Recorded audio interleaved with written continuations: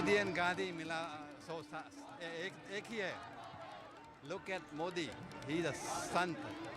He's a saint. He's a fakir. And Gandhi was a fakir too. Same matches exactly. And I believe in that. आपने क्या सोचा आप 2010 पहन के आए? Welcome Modi to the town here. आपका नाम? Ramesh Modi. आप कहाँ से हैं? Houston से. Sugarland. Thank you sir. Thank you.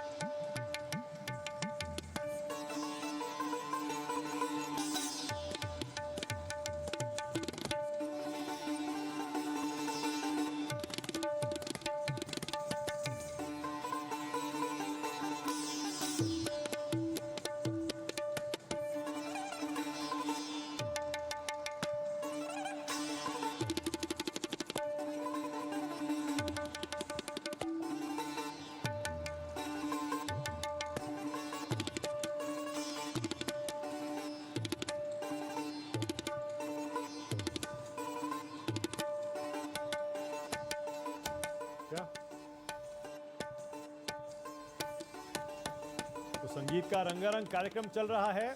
प्रधानमंत्री मोदी स्टेडियम में मौजूद हैं. बस राष्ट्रपति ट्रंप का इंतजार है.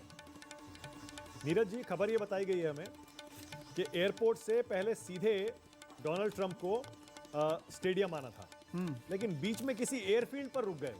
हाँ, अपनी एयरफोर्स के कुछ लोगों से वहां पर मिलने लगे. हाँ, इसीलिए प्रोग्राम में थोड़ा सा डिले है. अच्छा, ये बताया गया है. अच्छा, अच्छा, यानी पूरा का पूरा कार्यक्रम जो है हाँ, थोड़ा देरी से चल रहा है. थोड़ा देरी से चल रहा है.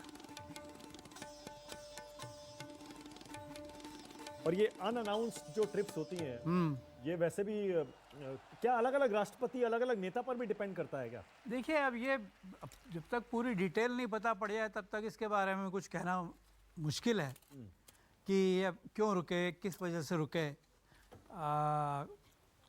लेकिन मेरा वैसे अमेरिका में तो समय का काफ़ी महत्व होता है. मतलब वहाँ पे लोग जनरली समय जो देते हैं उस समय को वो उसको रखते भी हैं. तो ये मुझे समझ में नहीं आ रहा क्यों ये डिले कैसे जो है हो गया है. अच्छा, ये खैर मुझे पता नहीं है कि ये जो एयरफील्ड है इनका हैंगर जो है ये हाँ, क्या उसी एयरपोर्ट के अंदर ही है? हाँ, ये हो सकता है अगर वहीं है हाँ, तो उन्होंने सोचा हो कि अब मैं एयरपोर्ट पर हूं तो शायद मिल लूं. पर लेकिन उसका नतीजा ये हुआ कि पूरा का पूरा जो ये प्रोग्राम है हाउडी मोदी, कितनी डिले है अभी इसमें, मतलब कितनी डिले हो गई पता नहीं.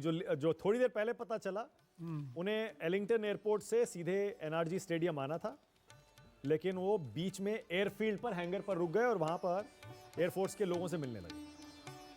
अच्छा, ये बताया गया. और इसीलिए ऐसा लग रहा है अब ये प्रोग्राम जो है वो थोड़ा देरी से चलेगा. और शायद तभी प्रधानमंत्री मोदी अब रंगारंग कार्यक्रम का मजा ले रहे हैं. ऐसा लगता है कि अब डोनाल्ड ट्रंप भी पहुंच रहे हैं. लाइव तस्वीरें ह्यूस्टन से हम दिखा रहे हैं आपको. 10-15 मिनट पहले की अपडेट यह थी कि एयरपोर्ट से एनआरजी स्टेडियम आने के दौरान रास्ते में अमेरिकी राष्ट्रपति अपने एयरफील्ड पर रुक गए थे, लेकिन अब वो किसी भी वक्त एनआरजी स्टेडियम पहुंच सकते हैं. और देखिए, जैसे ही आपकी टीवी स्क्रीन पर आपको हलचल दिखाई दे, समझ लीजिएगा कि बस डोनाल्ड ट्रंप ह्यूस्टन के एनआरजी स्टेडियम पहुंचने वाले हैं, जहां प्रधानमंत्री मोदी पहले ही पहुंच चुके हैं और इस समय रंगारंग कार्यक्रम का मजा ले रहे हैं. पहले आपको बताया गया था करीब 100 मिनट यानी 1 घंटा 40 मिनट राष्ट्रपति ट्रंप प्रधानमंत्री मोदी के साथ रहेंगे और कार्यक्रम के मुताबिक पहले भाषण डोनाल्ड ट्रंप का होगा, उसके बाद प्रधानमंत्री मोदी का। अब इसीलिए प्रधानमंत्री मोदी एक तरह से इंतजार कर रहे हैं कि कब मेहमान आएंगे। अगर मेजबान और मेहमान की कैटेगरी में इनको बांट दिया जाए, कब मेहमान आएंगे और कब डिनर शुरू होगा। तो एक कार्यक्रम शुरू, एक तरह से कार्यक्रम तो चल ही रहा है, बस भाषण अब होने हैं दोनों नेताओं के। पर वहां जो एनआरआई कम्युनिटी है उन्हें मुझे लगता है कि कोई दिक्कत नहीं होगी इंतजार करने में, क्योंकि एक तो उनका मनोरंजन हो रहा है। हाँ। इस तरह का रंगारंग कार्यक्रम इतने बड़े स्टेडियम में उनको ऐसा कहां देखने को मिलेगा जहां हिंदुस्तानी और अमेरिकी संस्कृति मिलकर एक साथ उनके सामने हो। और दूसरे, उन्हें पता है थोड़ी देर में पीएम आ चुके हैं। हाँ, पीएम आ चुके हैं, थोड़ी देर में उनके प्रेसिडेंट भी आने वाले हैं। हाँ, तो बस अब किसी भी पल डोनाल्ड ट्रंप पहुंचेंगे। और मैं तो नीरज जी एक और चीज का देखना चाहता हूं कि जब डोनाल्ड ट्रंप आते हैं, मोदी और ट्रंप एक दूसरे को ग्रीट कैसे करते हैं। वो तो गले मिलेंगे, वो तो मुझे लगता है कि शायद गले ही मिलेंगे। मतलब मोदी जी की स्टाइल है अपनी। और अब जब दोस्त कह रहे हैं एक दूसरे को ट्विटर पर और कह रहे हैं आज का दिन शानदार रहेगा, और मुझे तो जैसे मैं फिर से कह रहा हूँ, वो हाथ पकड़ कर वो हाथ पकड़ के थपकी दी थी नरेंद्र मोदी ने। उसके बाद अब आज देखना होगा आज दोनों एक दूसरे को कैसे ग्रीट करते हैं। जाहिर है जब इतनी बार आप दुनिया की दो सबसे बड़े लोकतांत्रिक देशों के नेताओं के रूप में मिलते हैं तो एक केमिस्ट्री तो बनी जाती है। और जब कॉमन इंटरेस्ट आपके होते हैं तब वो जाहिर है एक व्यक्तित्व पर भी डिपेंड करता है। व्यक्तित्व पर भी डिपेंड करता है, व्यक्तित्व पर भी डिपेंड करता है।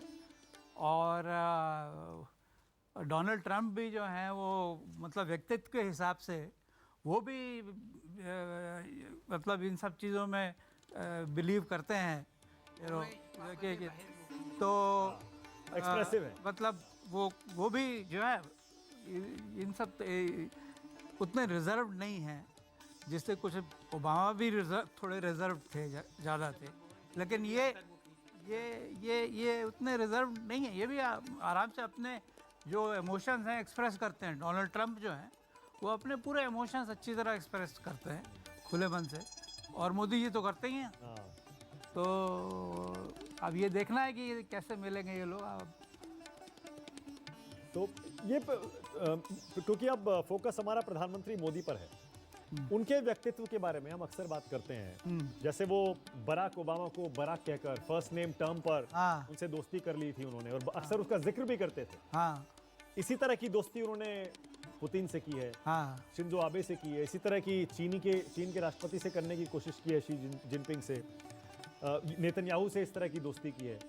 क्या वो डोनाल्ड ट्रंप के साथ वो दोस्ती नरेंद्र मोदी की हो पाई है? अभी तक जितनी मीटिंग्स हुई हैं उनकी, जैसी बॉडी लैंग्वेज आपने देखी है मीडिया के सामने, क्या उस तरह की केमिस्ट्री दिखाई दी है जैसी बाकी नेताओं के साथ है, जैसी बराक ओबामा के साथ की पहले? मुझे तो अच्छी केमिस्ट्री दिखाई दी है दोनों के बीच। मुझे कोई ऐसी ख़राब केमिस्ट्री नहीं दिखाई दी है।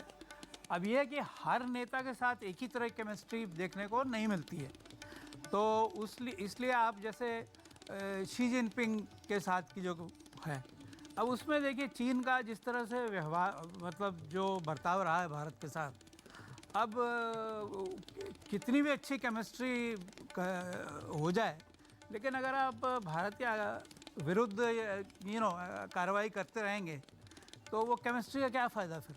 तो ये कहने के लिए ज़रूर कह सकते हैं कि हाँ बड़ी केमिस्ट्री शी जिनपिंग के साथ वो झूला झूल रहे हैं, ये कर रहे हैं, वो कर रहे हैं, लेकिन सच माने में तो मैं कहूँगा ऐसे पुतिन के साथ सच में अच्छी केमिस्ट्री है। और वो केमिस्ट्री का जो प्रूफ होता है वो होता है कि दो देश मतलब आपस में क्या जो है वो क्या क्या करने को राज़ी हुए हैं। अभी जो रूस की यात्रा हुई थी इनकी, उसमें अगर उनका जॉइंट स्टेटमेंट आप देखें तो मतलब 80-81 पैराग्राफ्स हैं उसके अंदर, 8 पेज का तो जॉइंट स्टेटमेंट है। तो वो है कि उसमें हर एक मुद्दे पर कई तर्क। पर इंडिया रशिया तो हमेशा से दोस्त रहे हैं। नहीं, लेकिन इधर बीच में थोड़ी सी प्रॉब्लम्स आ गई अमेरिका की वजह से। रशिया ने ये देखा कि ये भारत अमेरिका के बहुत क्लोज होता जा रहा है और रशिया के रिलेशंस ख़राब होते जा रहे थे, तो इसलिए रशिया थोड़ा पाकिस्तान की तरफ मूव करने लगा। लेकिन इस बार जो विजिट हुई है